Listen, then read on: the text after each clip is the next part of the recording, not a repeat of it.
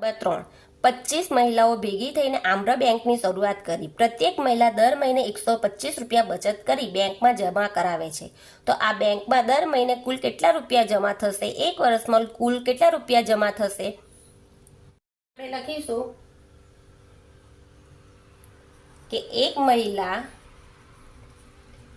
કેટલા રૂપિયા જમા કરાવે છે? 125 રૂપિયા જમા કરાવે. માટે કેટલી કુલ મહિલા છે? 25 મહિલાઓ કેટલા જમા કરાવશે? તો 125 ગુણ્યા 25 છેદમાં 1. તો 125 ગુણ્યા 25 કરીશું.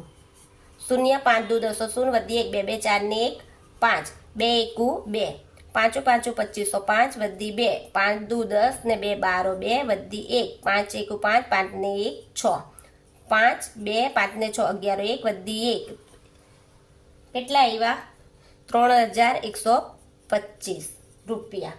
તો એક શું લખ્યું છે પછી કે એક વર્ષમાં એટલે દર મહિને કુલ કેટલા રૂપિયા જમા થશે? એક વર્ષમાં તો કેટલા રૂપિયા દર મહિને આપણા જમા થાય છે? 3125 રૂપિયા જમા થાય. હવે દર મહિને એક વર્ષમાં કેટલા મહિના હોય? 12. તો કેટલા રૂપિયા જમા થશે? તો એક મહિનાના 3125 રૂપિયા જમા થાય. તો માટે 12 મહિનાના કેટલા? 25 ગુણ્યા 12 છેદમાં 1. તો અહીંયા કરીશું આપણે 3125 ગુણ્યા 12. અહીંયા ગુણાકાર પણ મેં તમને બતાવું છું.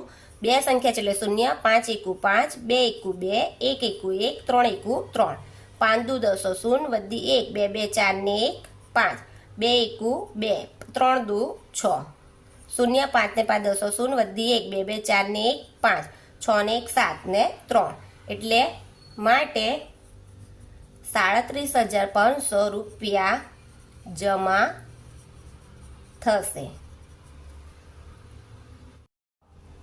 આ બેંકમાંથી રેખાબેન એક લારી ખરીદવા 45 રૂપિયાની લોન લીધી. તેમણે એક વર્ષ સુધી દર મહિને 400 રૂપિયા બેંકને પાછા ચૂકવ્યા. તો તેમણે કુલ કેટલા રૂપિયા વ્યાજ ચૂકવ્યું? તો અહીંયા આપણે લખીશું એક મહિને 400 રૂપિયા ચૂકવે છે. તો 12 મહિને એક મહિનાને એટલે કેટલા કહેવાય? 12. 400 ગુણ્યા 12 છેદમાં 1.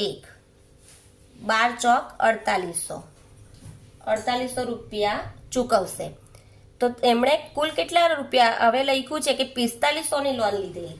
તો અહીંયા કેટલા રૂપિયા એમણે ચૂકવા છે? 400 લેખે 4800 રૂપિયા.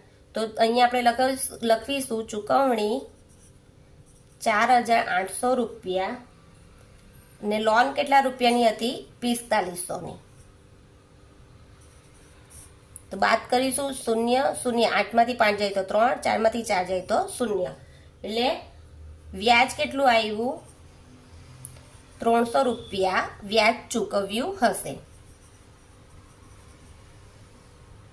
આ બેંકમાંથી લીનાબેને કલમી આંબાના નવા છોડ ખરીદવા 21,500ની લોન લીધી.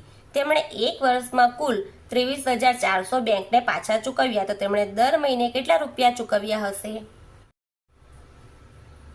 દર મહિને એટલે એક વર્ષના કેટલા મહિના?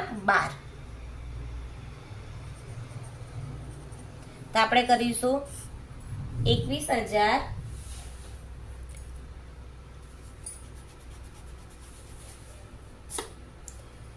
23,400 ભાગ્યા 12.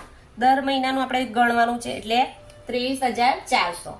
તો 12 છે 12 એકા 12 12 દુ 24 એટલે વધી જશે એટલે 12 એકા 12 3 માંથી 2 જાય તો 1 2 માંથી 1 જાય તો 1 એટલે ભાગ નહીં ચાલશે એટલે 4 પાછા લઈશું.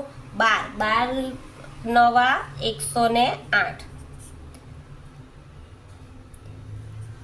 અને દશક આપી 14 માંથી 8 જાય તો 6 અહીંયા 0 ઉપરથી ઉતાર્યું મીંડું એટલે 12 પંચા 60 એટલે આ મીંડું ગયું. એટલે દર મહિને 1950 રૂપિયા ચૂકવ્યા હશે.